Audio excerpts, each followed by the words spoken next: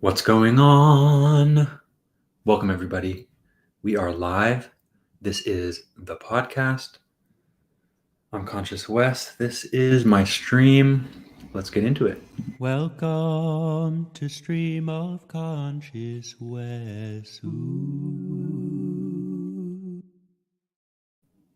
So, I started this live stream with the intention to deep dive a little bit more on this metaphor I was workshopping recently in a TikTok, where I talk about the way keeping track of things feels in my brain because of ADHD and just the way my brain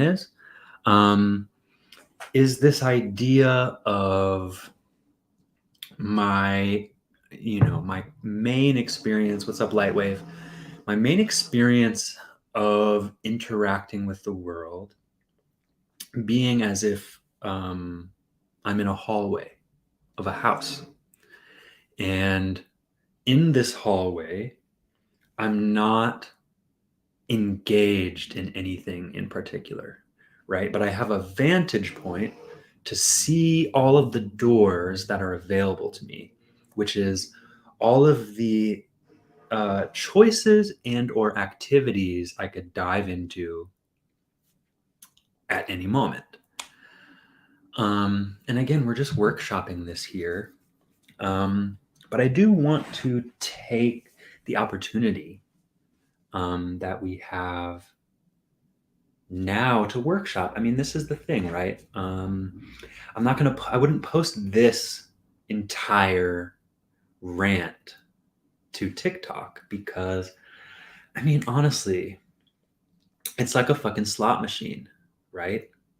So I think in some ways I have a little bit of motivation to say, like, hey, the collective we are pulling the lever a lot, right?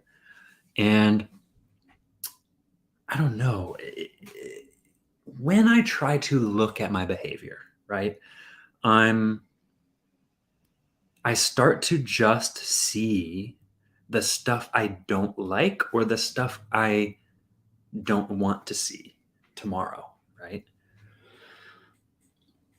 So I think a lot of what that is inevitably is the behaviors that we started doing and clung to that were done out of coping. Coping behaviors have like a deeper uh, psychological grip on us, maybe, um, because we had this real, almost like, didn't have to be like, should I do this? Where we were making choices to survive. I have this experience, I guess. I think talking about this brings up this idea or this memory of my childhood where I think this is good. Okay. We're gonna get back to the metaphor of the hallway. But looking at my actual childhood home is a great example of this metaphor because I would come home and there was not a core, my family wasn't really there to greet me, right? I would get home and there would almost always be no one in sight, right? Hallways. I get home, boom, hallways, right? So I guess maybe this isn't the greatest example, but I'm bringing up my childhood, boom, because what I thought my option was growing up was I go find someone who's in a room or see what all my family members are up to in the different rooms and then just join one. My dad's watching TV, sit down next to him, or grab a drink, sit down next to him. My mom is in the sunroom watching TV, sit down next to her. My sister is in her room listening to Taylor Swift. I go in there, hang out with her, plop on her bed, start hanging out. I come home and it's completely alone. I'm like, uh-oh, I have to choose a room. Right? This is my experience of feeling like the stuff that is already going on is what my options are. I think this is a huge thing. I hear a lot of people with ADHD talk about this, which is like entering into a new room or a new environment. Like when I walk in the front door to my house, there's, and I don't know if this is true, I just heard this, that there is like our brain using the entering into a new environment to clean up some of the clutter of our brain, almost, right? Where I almost desire the opposite. I desire for me entering a new environment, cling to the shit I was just thinking about, right? My thing is, I'm driving home and I have all of these ideas about what I want to do at home. But the moment I cross the threshold, it becomes like I'm looking for what's happening and I'm gonna join it, you know? Um, so is this good? Is this bad? Right? Do I like this? Do I want to change it? Um, I don't know. But here's what I wanna, the reason I enjoy this metaphor of being like, I'm in a hallway, you know? I wake up, right? I wake up in the hallway. What's always in our hallway, right? Imagine our hallway as being our consciousness when we have not uh, decided what to do, or we've not said, okay, we're going all in, right? So wake up. This is just an example. There's dishes in the sink that need to be put away or be washed, or a little bit of tidying, right? Not some huge thing, but boom. This is a room where I'm like, I see that there's something that needs to be done, but I'm not ready to commit to that yet, because committing to going into the room to do these dishes, whether it's 1 minute or 5 minutes, doesn't matter. Um, but I all of a sudden perceive that, oh, if I start this, I'm going to lose access to the other stuff I want to do, you know? So I don't know. What is that? Um, so in recognizing, okay, doing the dishes is a room, taking a shower is a room, you know, picking up the Nintendo Switch to play some video games, that's a room. Um, and again, this is where the metaphor kind of starts to fall apart, where I'm like, what is my actual point? Right? How might this help us? Do do I want do I wish that there weren't any walls in this internal house, right? Do I want to see everything? I don't know. All I ever have is the ability to do or not to do.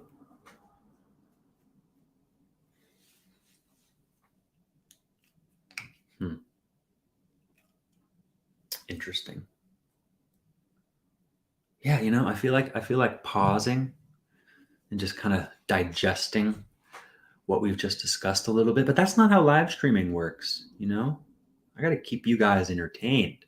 Oh my god, thank you homies for the 420 likes. Invite, no thank you.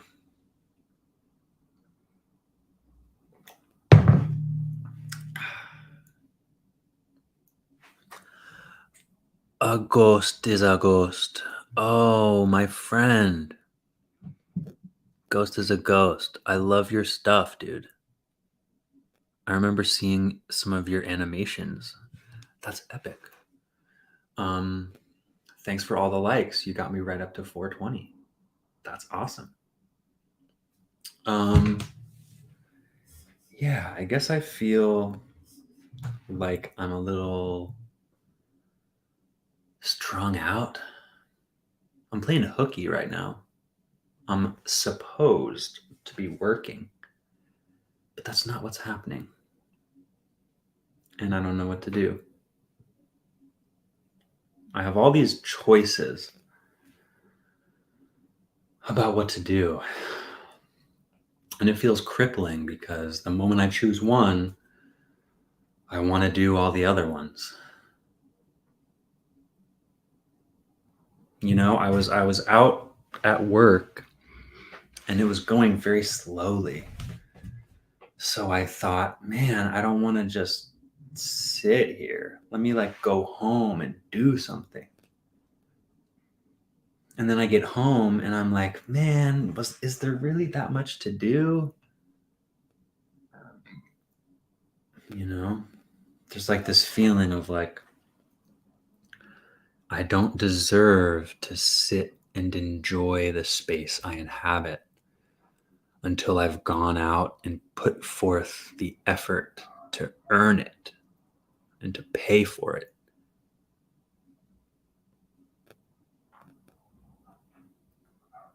I really address just what I think is, the best plan, the best. Lightwave said, I've been struggling with that lately, wanting to choose what I'm supposed to do. Yeah.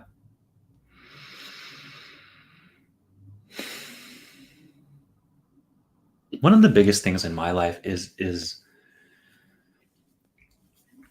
just becoming aware of how much I'm, I don't know, not giving myself grace. I'm not allowing or gifting myself a loving acceptance of what I need. I don't have a lot of energy. And my strategy has been degrade yourself, talk down, shame yourself into becoming better. Shame yourself into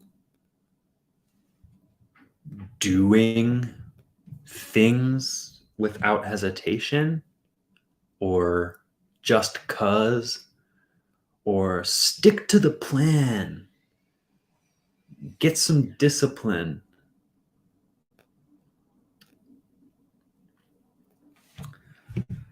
What's up, guys?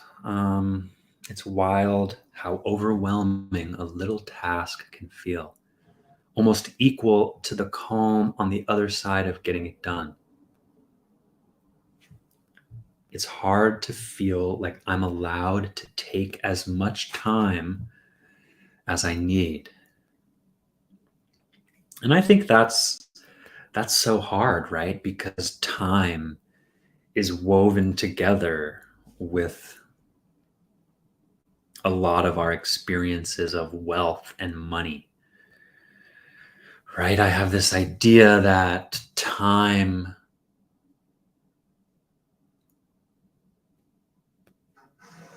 savored and appreciated now means time that has to be beaten into submission and worked hard. Accepting how much time I really need to rest is like kind of upsetting, but that's like imposed. How much time I really need. And so here's the thing, right? This idea that time, like the time we need to rest, doesn't get priority. It's literally like our effort isn't even often a lot of the time related to benefits. Like the benefit I get from putting in work to get paid isn't related to the amount of value I provide. It can be, right? I'm not saying that's the case, but when it comes to hourly wages, when it comes to tipped wages, there's just there's no way for things to end up right or equal or, fairly.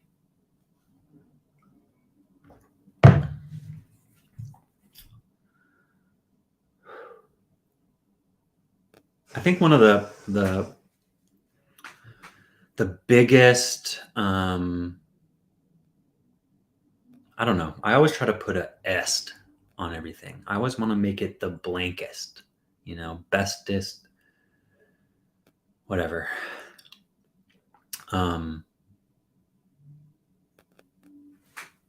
That slowing down for me, I think, will change my life.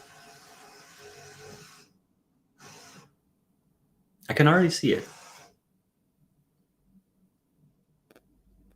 It's, it's what's the word? Like it's antithetical is the word that comes to my head. It's like it's like anti-capitalist, When I have time to rest, I do get things done I've been hoping for. And it feels great. Right. I even think, bro, a lot of our experience of time to rest means time to do like life upkeep. But that's not what you're saying. Sorry, I read that wrong. When you give yourself the time to rest, when you have rested, you then have the ability to get things done. Oh, it is.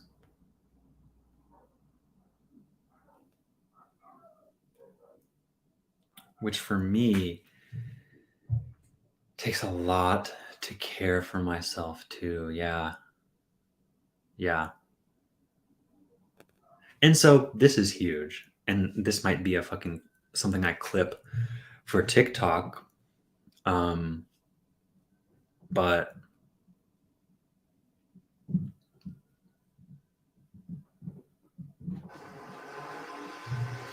yeah, it's like this is huge. It's like I've thought of rest as meaning not engaged in a responsibility.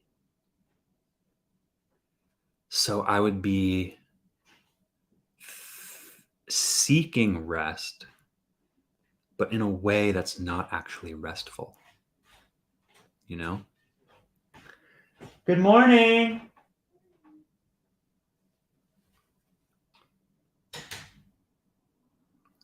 So TikTok, for example, right? Or any type of content where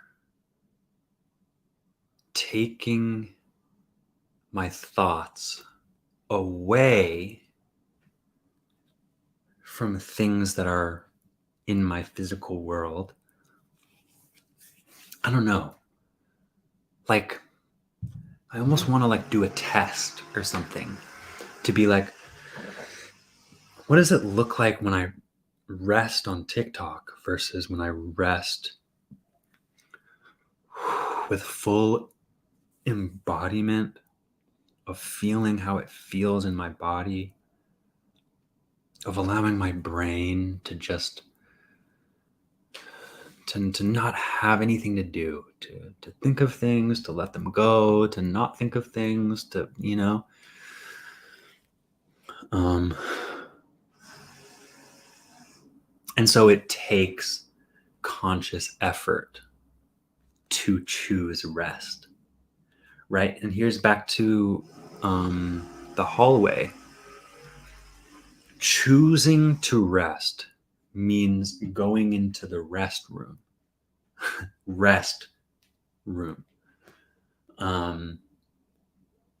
Thinking that I'm resting by plopping on the couch, by putting my body in a position that it recognizes as rest, but turning on my phone to be bombarded with a lot of emotions, right? A lot of stimuli. And I've been thinking and seeing some videos lately talking about TikTok recently, about how it is becoming more and more that it seems that the algorithm responds to like high volatile, high emotional content, you know, because it's like we're raising the floor of what we need to grip us, you know. It used to be that someone could say, you know, could open up a video by being like, hello, let me tell you about something meaningful to you, right? But by the time someone says, hello, let me tell you, you're like, boring. Let me find something more engaging. Because I do that. And so I'm becoming aware of it because I have this idea that I should try to find a motivation to try to hack those first 3 seconds of a video and give them a hook and then give them something, a reason to stick around. And it's like, you know, you can fucking look at it as like a puzzle to be solved, you know. But someone just left a comment on my video earlier and they said, wow, this feels like I just tapped into an authentic part of the universe. Thank you. Right? What I was gonna say is acknowledging that we're scrolling all the time. So being like, let me put some of me into this machine so that some of us can be like, a little moment to be like, oh my God, I'm just like a mammal trying to find comfort, you know? It's hard to remember the context of where we are and what matters. I don't know, it's like I see this part of the world, which I think in some ways is from my family. Sorry about this fucking drilling literally right next to my house. They are building this fucking 8-foot tall wooden fence that literally is like a privacy fence between us and the apartment next to us. And I have a fucking friend, Steve, who lives over there, and I talk to him over what used to be a waist-high chain link fence, what now is going to be a fucking stained wood. Like, homie can't even be the home improvement guy. That shit is so tall, bro. So, you know what I don't understand about home improvement? I don't know if you guys watch that show. That show kind of sucks, but I watched it a bunch as a kid, so it's like it's nostalgic for me. But this dude is a fucking tool, man. You're telling me that when he acknowledges that he has a friendly neighbor that he likes to talk to, that he wouldn't motherfucking use his knowledge of tools in construction to just fucking cut out a friend window so that you're not talking to fucking wood all day? Like, that shit is so funny. But again, I get it. It's part of the quirk of the show. All right. But that's my fence, guys. What was I gonna say? Okay, Lightwave. I gotta shout you out for a second because your energy on my TikTok, I appreciate it so much, dude. Like, whatever it is, you I like your little profile picture. I like see that and some of the comments you leave over the last months. Like, I think I envision, your picture and your energy sometimes when I'm imagining who's out there listening. Um, and it's great. And I like to imagine you listening. Hell yeah. What's cracking, Morgan? Shout out. Okay. Lightwave. What's your name? Also, I'd love to call you by name, but calling you Lightwave works for me. What was I gonna say? Oh, I was apologizing for the noise.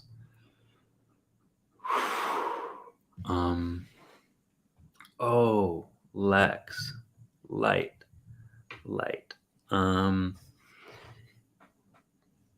Yeah. What was I about to say? Shit. I don't know. Yeah, imagining.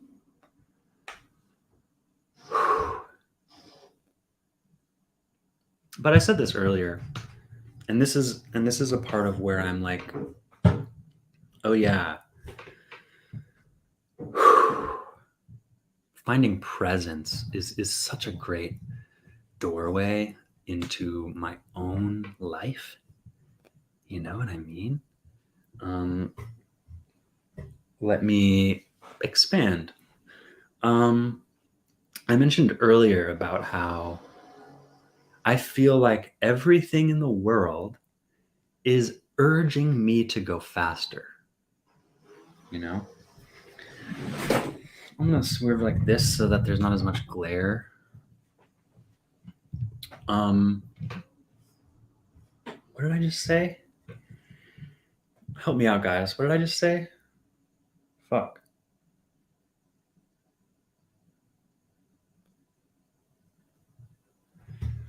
Light, you got me, dude? What did I just fucking talk about? Oh, everything in the world is asking me to go quickly. Ugh. So I have this idea that stream of consciousness, right? And especially stream of conscious West, check out my podcast, is quick. I perceive it as like, hey guys, it's me, Stream of Conscious West. Okay, today on my stream, I'm just letting everything come. And it's just like, that's just not what it is. I take a note from freestyle rap, where I acknowledge going faster is not better. In fact, going faster is often worse.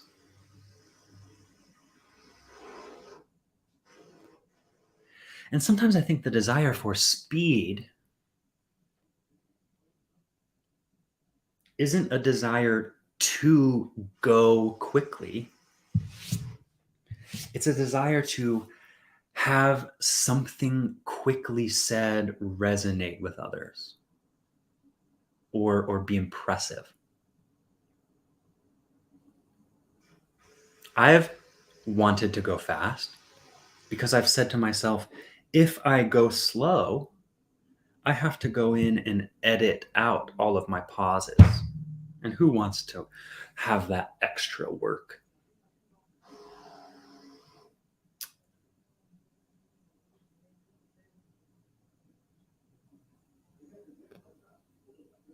Slowness is beautiful. If you put on my podcast and there are these long moments that are silence, but that are filled with my brain thinking, you then also have the ability to engage your thinking brain whilst I'm doing the same.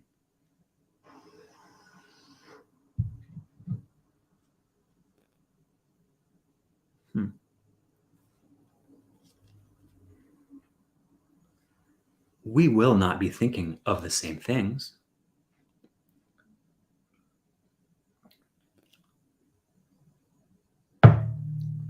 But the same exact pause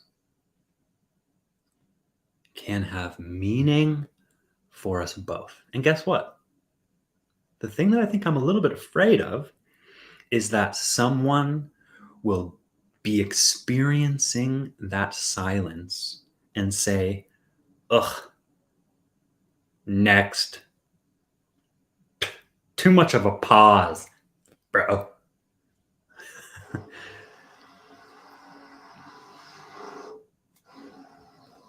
It's like digestion.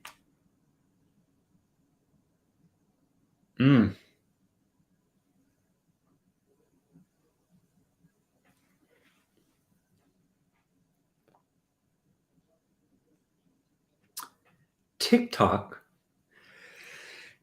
makes me feel like my life is faster than it is. The quickness with which the energy can change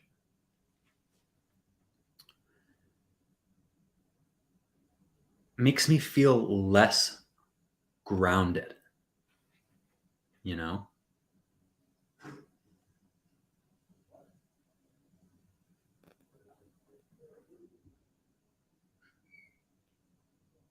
So like I think I want to be TikTok so bad, but that's literally only because this is where people are.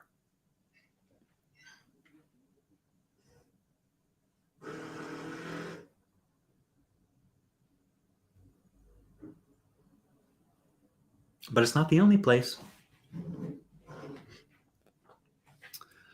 Go follow me on Instagram. Go follow my podcast. We don't have to only connect here. And I also want to note for my own self, I don't want all of my present centered, connected time to be shared. I think a little bit right now, I use the motivation of being like, I could share this. People could find me, right? As a part of the motivation to be doing something in my own body that I want to do anyway. But sharing it gets me, and so fuck. I mean, if talking about slowness is what I want to do, and doing it here helps me to do that, isn't this valuable?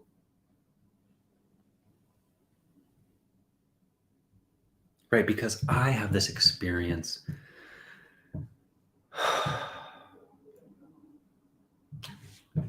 Like, this is a room, dude.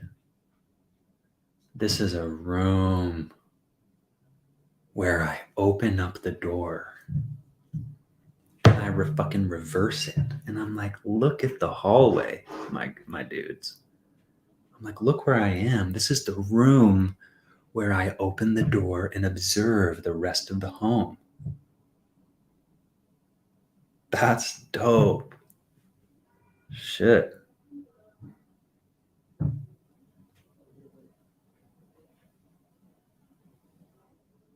We can change the way we interact with it all, dude.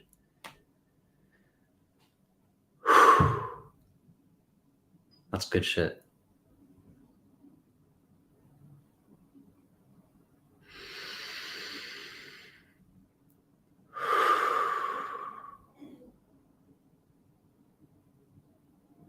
Like, I feel like I'm putting this in my quiver. Remember, you can go slow.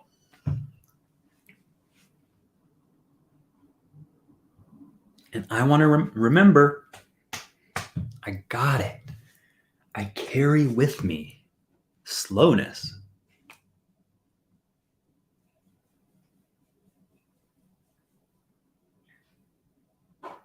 And boy, does my brain really like to be quick. Boy, does it really love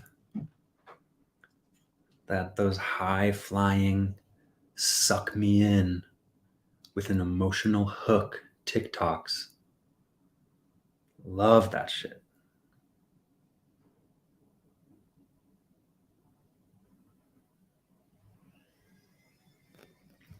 When I get sucked into that TikTok quickness, it makes me feel like I have to match that energy in my life. Maybe not consciously, but it's subtle. It's there, you know?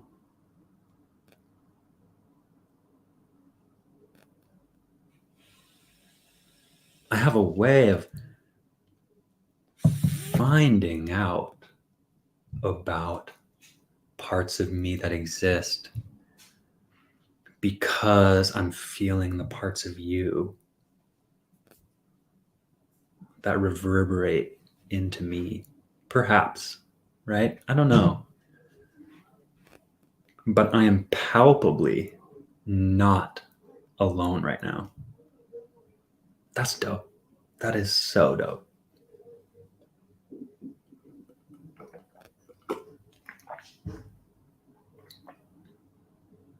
I hate that the sticker is on there.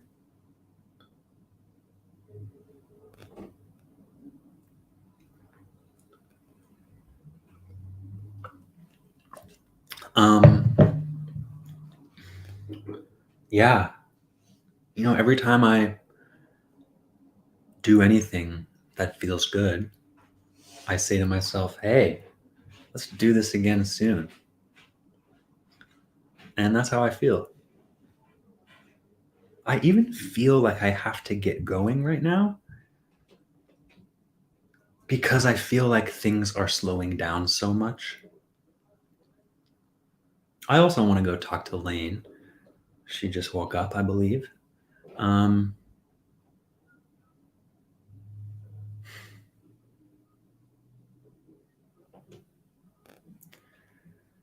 Ghost is a ghost, Lightwave. Y'all are legit. I'll check you again later. Be looking out for this episode coming out on a podcast app near you. Check my link tree in my bio if you haven't followed me over on Spotify or Apple Podcasts. I'll throw a freestyle here after the video. And we'll be here again soon. I also want to note Lane and I, later this afternoon, are about to have our first Patreon connection call. So just wanted to plug that for you guys.